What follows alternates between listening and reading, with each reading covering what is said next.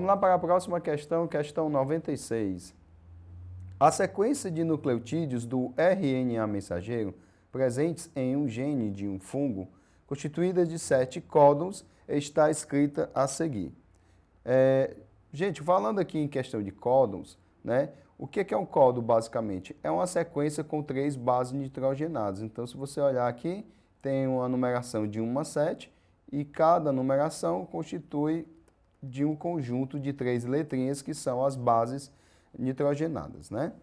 Pesquisadores submeteram a sequência a mutações independentes. Sabe-se que os códons UAG e UAA são terminais, ou seja, indicam a interrupção da tradução. Então, se você observar aqui, nesse esquema, eu tenho um UAG aqui no final. Então, esse códon é o códon de término, ou a gente chama de stop. Então, ele não traduz nada, ele só sinaliza o fim da tradução e da formação proteica. Então, certamente, o códon ele vai ter 1, 2, 3, 4, 5 e 6 códons que vão constituir um componente peptídico. E aqui o sétimo, ele seria uma parada. Então, isso seria a questão da tradução. Como assim? Aqui a gente pode ver os componentes envolvidos. Então, nós temos aqui o RNA mensageiro, nós temos o próprio ribossomo, que eu vou identificar aqui com a seta, e nós temos o RNA transportador. Nós falamos que a cada trinca nós temos um códon. Então, cada bastãozinho desse colorido representa uma daquelas letras. No RNA transportador, nós temos 3 espaços, que é o anticódon. Então, esses anticódon, ele tem que casar com as letrinhas. Como assim casar com as letrinhas? Por exemplo, onde tiver A, certo? A gente tem no DNA, por exemplo, o T. Onde tiver C, nós temos o G. Então, é esse mapeamento aqui das letrinhas, no caso das bases nitrogenadas. Aí, o que acontece? A cada códon, isso sinaliza qual RNA transportador vai se encaixar e vai parear com o códon. Na medida que ele for se encaixando, como mostra aqui nessa setinha branca, ele vai trazendo essa outra partícula que é um aminoácido. O aminoácido, para quem não sabe, ele é a base de constituição das proteínas.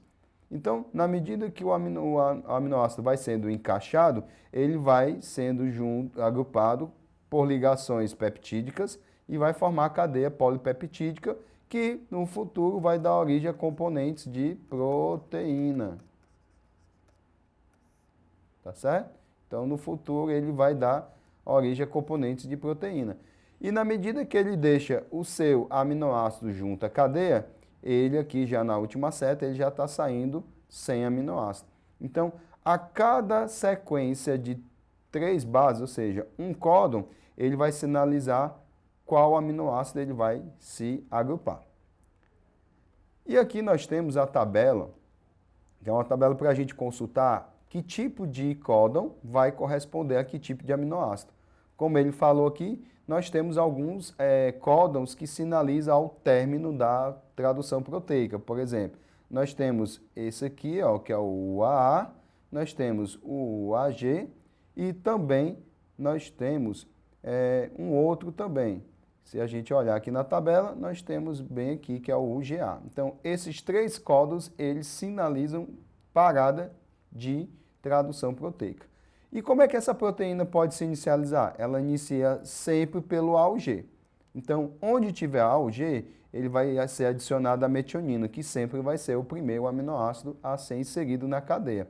Para os outros demais códons da tabela, eu tenho vários tipos de aminoácidos, assim como a fenilalanina, leucina, isoleucina, entre outros, né? E aí, dando aqui a análise, então a gente observando aqui o AUG iniciando com a metionina, vou só abreviar aqui metionina para a gente saber, e esse UAG aqui, que é o stop, que é a finalização da tradução proteica. Então, ele quer perguntar aqui qual é a mutação que vai produzir a menor proteína. Ou seja, se antes eu tinha 1, 2, 3, 4, 5, 6 aminoácidos, né? Componentes que vão formar a proteína, eu preciso saber dessas alternativas, qual delas vai fazer uma alteração que vai, em vez de 6, vai diminuir a quantidade de aminoácidos da minha cadeia. Então, se eu olhar na letra A, deleção do G do terceiro códon, eu vou sinalizar aqui com um bastãozinho em cima. Se eu tirar esse G, a única coisa que vai acontecer é que vai mudar a sequência de letras, ou seja, vai mudar os aminoácidos diferentes e vai alterar também a ordem e certamente a proteína vai continuar, ou seja, é só se você tirar essa letra aqui, eu vou ter a mudança e vou ter outros códigos, então não vai parar de fazer essa tradução.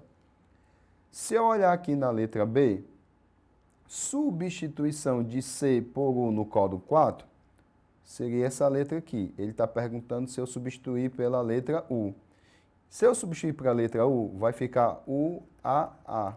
E, gente, essa sequência aqui também é uma sequência de stop. Ou seja, o resto da cadeia totalmente seria ignorado. Então, em vez de ter 6, eu teria apenas 3. Então, possivelmente é a nossa resposta correta. Mas vamos analisar os outros itens. Substituição do C por G no códon 6. Mesma coisa, ó, né? O G pelo C, só vai mudar a letra, então vai continuar havendo a tradução. Na letra D, substituição do A pelo G no sétimo códon, né? No caso, o AA seria a mesma coisa, ó. Substituição do A pelo G seria esse UAA que eu falei aqui no quarto códon. E deleção dos dois primeiros nucleotídeos, que seria esses dois aqui, ok? Ou no códon 5, por exemplo, se eu deletar isso aqui também, não vai alterar essa questão do UAG, UAA, vai continuar fazendo a tradução, só que vai mudar o tipo de aminoácido. Então, a sequência que mais vai corresponder essa redução da tradução proteica é exatamente essa alteração da letra C pela letra U no quarto códon que corresponde na letra B de bola.